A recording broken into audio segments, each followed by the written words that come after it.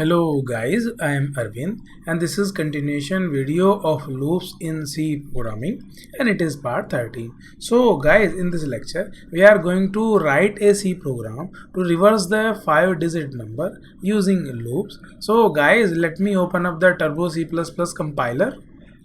So guys, in this program we will reverse the 5-digit number. So I have declared two integer variables I and a, and I have also declared two long int variables n and rivnum, and I have assigned 0 to rivnum because there will be repetitive sum.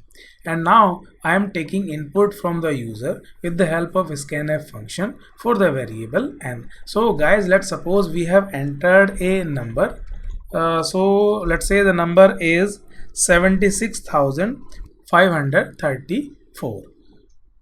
So guys, now in while loop 76,534 is greater than 0, so this condition will be true, and now we can calculate the value of a by using this expression. So the value of a will be 4.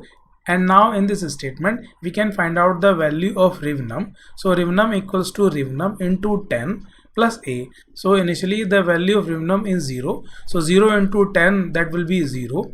And then 0 plus the value of a, that is 4. So 0 plus 4, that is 4. So the value of rivnum will be 4. And now in this statement n equals to n by 10. So the value of n will be 7,653. And now again it will check this condition. So 7,653 greater than 0. Now we can find out the value of a again. So the value of a will be 3. And now in this statement we are calculating the value of rivnum. So rivnum equals to rivnum into 10. So the last time the value of rivnum was 4. So 4 into 10, that is 40 plus a. So the value of a is 3.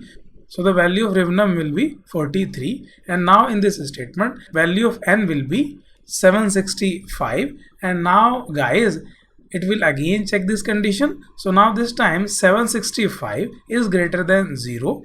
So this condition will be true, and now the value of a will be 5, and the value of rivnum will be 43 into 10, that is 430, plus a, that is 5.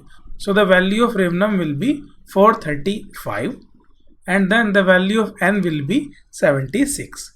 It will check this condition again. So 76 greater than 0.